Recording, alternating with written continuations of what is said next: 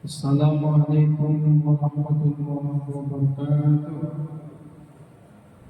Alhamdulillah wassalatu wassalamu ala rasulillah man la nabiyya ba'dah.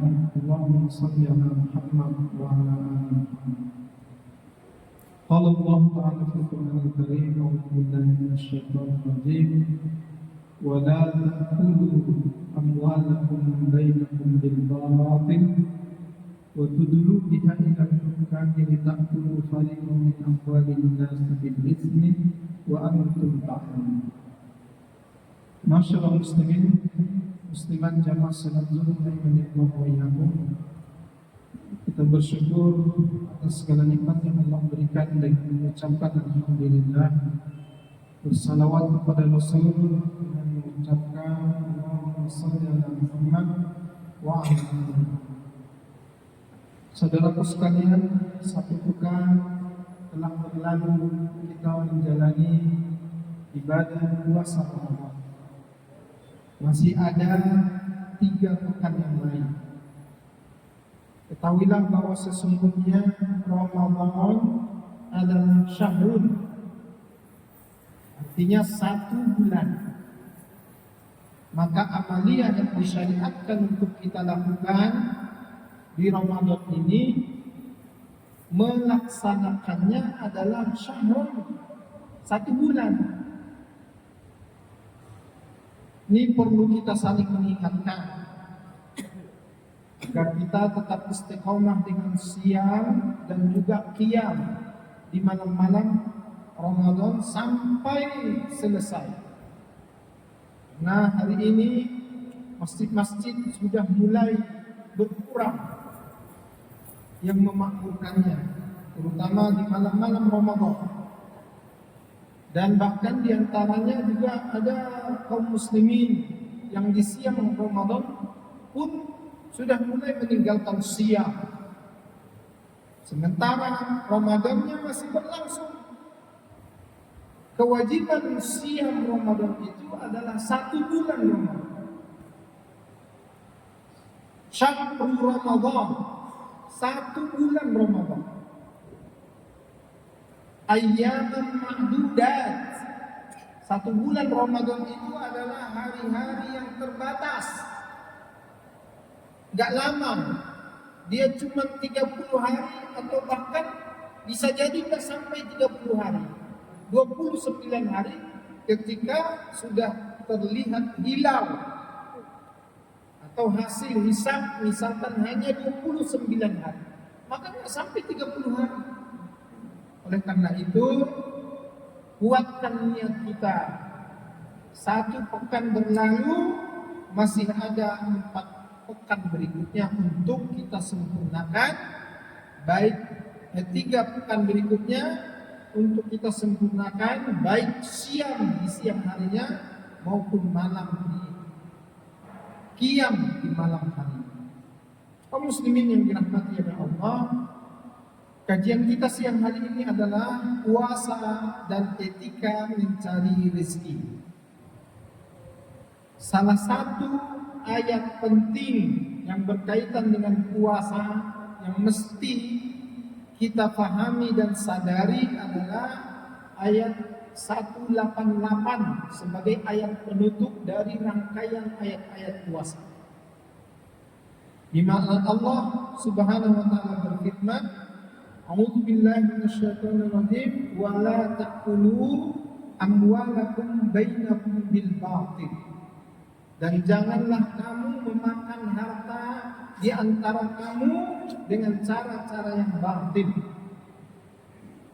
Mukhatab dalam ayat ini orang-orang yang dipanggil oleh Allah untuk menjalankan ayat ini, tidak ada pengantarnya di dalam ayat itu sendiri.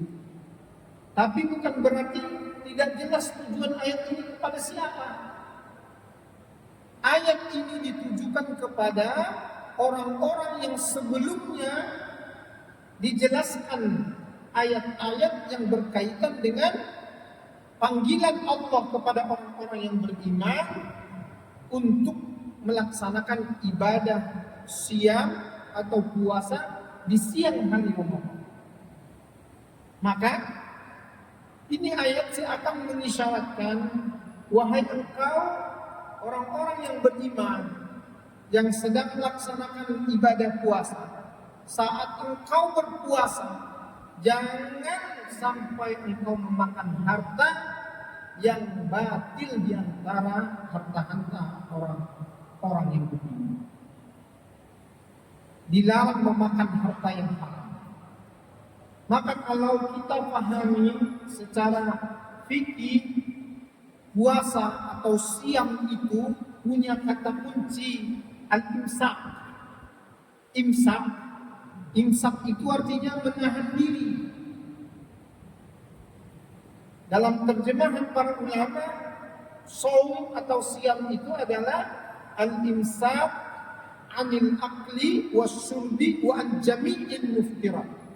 Menahan diri dari makan, minum, jima, dan dari semua perkara-perkara, perbuatan-perbuatan yang dapat membatalkan dan menghilangkan pahala puasa.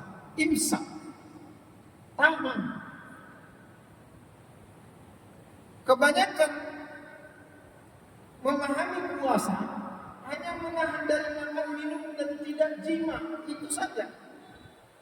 Padahal ada kata kunci utama yang keempat yang disampaikan bahkan seluruh ulama fikih, pasti dia ada dalam terjemahan siam tersebut. Apa itu? Al-imsaku an jami'il muftirat. Kita mesti pada saat berpuasa ini menahan diri dari semua yang dapat merusak nilai pahala puasa. Apa itu? Semua perkara maksiat, semua perkara dosa, semua perkara kemungkaran dan juga kejahatan. Termasuklah saat kita mencari rezeki. Banyak yang tidak peduli apakah yang dia dapatkan itu sumbernya dia pasti halal atau bahkan dia sengaja, bahkan dari sumber yang haram pun dia mau mengambil harta untuk mendapatkan rezeki. Padahal ayat pamungkas puncak dari rangkaian ayat-ayat bagi orang-orang yang berpuasa ini adalah larangan memakan harta yang batil atau harta yang haram di antara manusia. Kaum muslimin yang dirahmati Allah, maka termasuklah kita mesti sadari saat kita puasa, hal yang kita imsak juga adalah kita mesti imsak dari mengambil dan mencari harta yang halal. Saat engkau berdagang, di saat yang sama engkau berpuasa, jangan melakukan perbuatan yang terlarang dalam berdagang di dalam Islam. Jangan kemudian mempermainkan harga, jangan kemudian mengurangi timbangan, jangan kemudian menyembunyikan cacat barang, jangan kemudian berdusta untuk mendapatkan keuntungan, jangan kemudian berbuat zalim terhadap para pembeli, konsumen kita. Itu bahagian dari puasa kita, bahagian dari imsak yang harus kita tahan. Kalau tidak, maka semua perkara yang terlarang ini sesungguhnya adalah muftirah, tergolong kepada perkara yang dapat membatalkan dan merusak nilai pahala puasa yang sedang kita lakukan. Rasulullah berulang mengingatkan kita, kam min shaim laisa lahu min siyamihi illa al-ju' wal atas. Banyak orang yang berpuasa tapi tidak dapat apa-apa dari puasanya kecuali lapar dan dahaganya saja. Dalam riwayat yang lain, man lam yada' qaulaz zur wal amala bihi falaysa lillahi syai'un fi ayyada'a ta'amahu wa syarabahu. Sesiapa yang berpuasa dia tapi belum mampu dia meninggalkan kata-kata yang kotor, ucapan-ucapan yang maksiat. Nah, ini hanya dosa lisan ini, apalagi benar-benar dosa dalam mencari rezeki. Kata Nabi, tidak ada urusan Allah dengan dia meskipun dia sudah meninggalkan makannya, meskipun dia sudah meninggalkan minumnya. Jadi kaum muslimin yang dirahmati Allah, imsak dari semua perkara yang diharamkan oleh Allah Subhanahu wa ta'ala, termasuk dalam hal ketika kita mencari rezeki untuk kita dan juga untuk menafkahi keluarga. Yang kedua, hakikatnya puasa ini dituntut kita untuk senantiasa jujur, karena ibadah puasa ini adalah ibadatun sirriyah, ibadah yang sangat rahasia, between you and God, hanya antara kita dengan Allah. Bisa saja kita menipu banyak manusia, di hadapan banyak orang seakan-akan kita berpuasa, tapi saat kita sendirian ternyata kita makan, kita minum, kita sesungguhnya tidak puasa. Bisa itu terjadi. Jadi ibadah puasa adalah ibadah yang sangat-sangat rahasia antara kita dengan Allah Subhanahu wa ta'ala. Maka ibadah ini menuntut kita untuk jujur dan sejujur-jujurnya kepada diri kita sendiri dan kepada orang lain. Dan mencari rezeki, salah satu kunci utama suksesnya adalah jujur.